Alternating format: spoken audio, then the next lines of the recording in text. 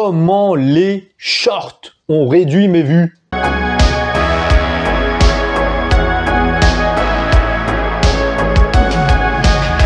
Salut, c'est Shahzad. Aujourd'hui, je vais te parler de ma petite chaîne YouTube qui a été créée fin 2023. D'habitude, je fais de l'animation, du divertissement autour de tout ce qui est geek, donc du cinéma, des mangas, des séries, etc.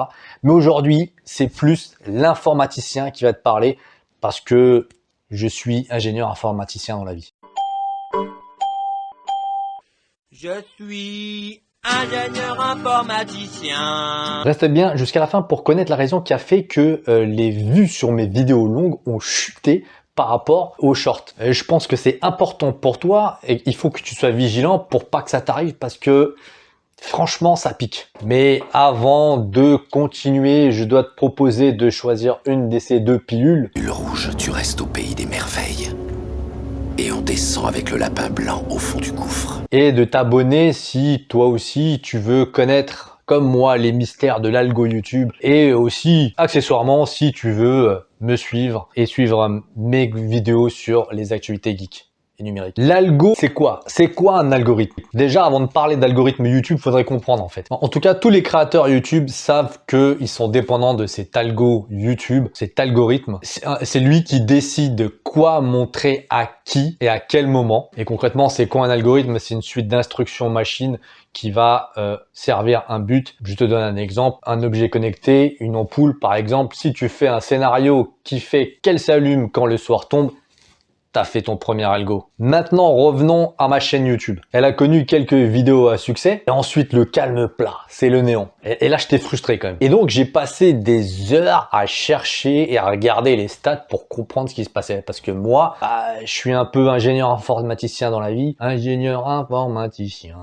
Et donc, je voulais vraiment comprendre en fait. Et donc, voici ce que j'ai découvert, en tout cas, l'interprétation que moi j'en ai fait. Alors, pour te donner du contexte, suite à une vidéo qui n'avait pas marché et sur laquelle j'avais quand même beaucoup travaillé, franchement, le montage, etc. Je me suis dit, je vais tenter ma chance avec mes premiers shorts et je vais la découper et proposer des formats plus courts qui seront des morceaux de cette vidéo que moi je trouvais bien, donc je me suis dit peut-être voilà, on va leur redonner une deuxième chance à cette vidéo. Et alors j'ai vu que les shorts marchaient vachement mieux que cette vidéo.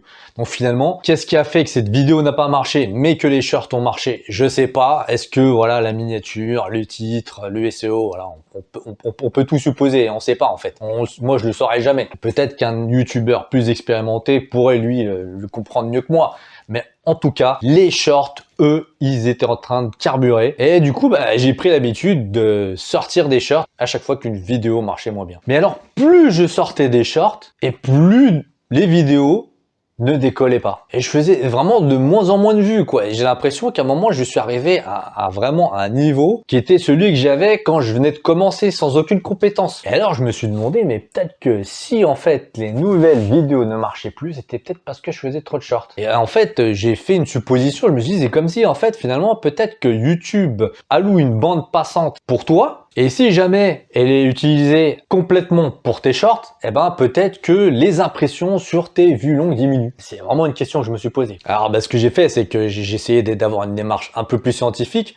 J'ai essayé de comparer les deux courbes. J'ai superposé les deux courbes, celle de mes vidéos longues et celle de mes shorts. Alors quelle n'a pas été ma surprise quand j'ai vu qu'il y avait quand même curieusement une curieuse coïncidence qui faisait qu'à chaque fois que j'avais un pic de short, après en même temps j'en ai eu pas beaucoup des pics de short, mais pendant tout le temps où j'ai eu ce pic de short, en fait, mes vidéos longues ne décollaient pas du tout. Mais ça, franchement, pour être sûr, il va falloir que j'attende longtemps. Ma chaîne ne date que depuis 4 mois. Mais ça, il va falloir attendre d'avoir beaucoup plus de données que ça parce que c'est une chaîne nouvelle et récente. Il va falloir attendre plus de données pour pouvoir confirmer cette théorie. Et comme je le disais tout à l'heure, il faut reconnaître que mes miniatures, que j'ai d'ailleurs rechangées après, mais je crois que ça n'a pas servi dans mon cas, elles étaient pas terrible. Maintenant, essayons d'avoir une réflexion encore un peu plus scientifique. Apparemment, une étude a été faite par les Américains en février, donc elle est assez récente, en février 2024. Et c'est grâce à François de Science Bestiale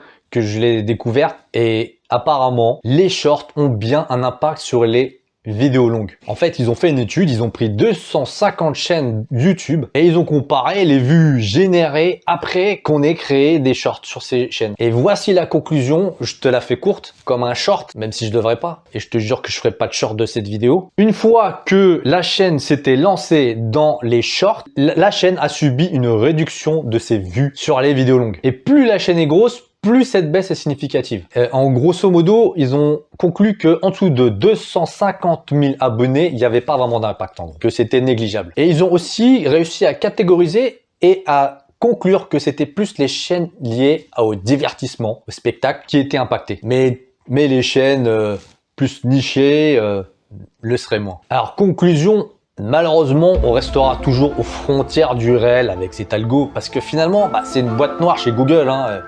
À moins de travailler chez eux, on n'aura jamais la réponse. En tout cas, moi, j'ai décidé d'arrêter les shorts parce que franchement, j'ai vraiment eu un doute. Et le fait que, même d'ailleurs, sans parler de ça, faire des shorts, finalement, ça ramène pas mal de vues et d'abonnés. Mais moi, je suis pas sûr que les abonnés qui rejoignent ma chaîne via ce canal de flux short soient vraiment intéressés par des contenus plus longs. Et j'ai peur du coup qu'ils quittent ma chaîne au fur et à mesure. Même si j'ai pas vraiment de réponse par rapport à mon problème, cette deuxième raison fait que j'arrête moi les shorts. Parce que franchement, et puis même en revenant à l'algo, il n'est pas exclu qu'en fait, parce que finalement ces contenus shorts vont avoir des impacts sur les stats, il n'est pas exclu que c'est par exemple la durée de visionnage qui va forcément être plus courte pour un short. Il n'est pas exclu qu'elle impacte aussi les stats YouTube pour les vues de façon globale sur toute la chaîne et que sa durée de visionnage moyenne a baissé à cause des shorts. Finalement, on se tire une balle dans le pied, quoi. N'oublions pas aussi maintenant le contexte. Alors, les shorts sont arrivés quand? Après TikTok, quoi. Donc voilà, c'était vraiment une réponse de Google pour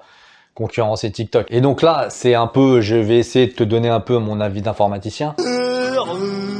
Windows 98 est-il mieux que Windows 95? Même si, bon, c'est Google quand même derrière, hein, YouTube. Mais moi, vu de mon expérience, faire une grosse feature comme ça, une grosse feature, ça veut dire une grosse évolution, comme les contenus courts, les shorts, qui se sont greffés finalement à l'appli YouTube initiale, je suis pas sûr qu'il n'y ait pas eu d'impact parce que l'algo il est déjà suffisamment complexe et donc faire cette greffe va encore augmenter la complexité de cet algo et je me demande si vraiment on arrive à garder la maîtrise de la complexité de cet algo qui maintenant en fait est en train de jongler entre les contenus longs et les contenus courts d'un côté et les stats au milieu, quoi. Et on peut même peut-être faire une petite parenthèse sur le code, est-ce qu'il est bien maîtrisé avec tout ce bordel là.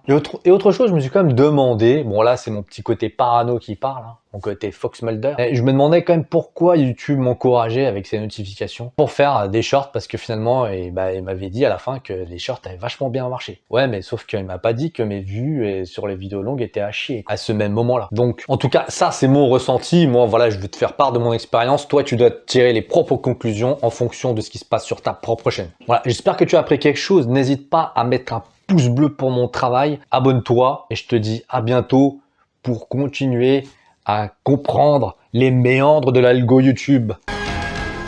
Nous partagerons les angoisses et les mystères qui gisent dans les plus profonds abysses, au-delà du réel.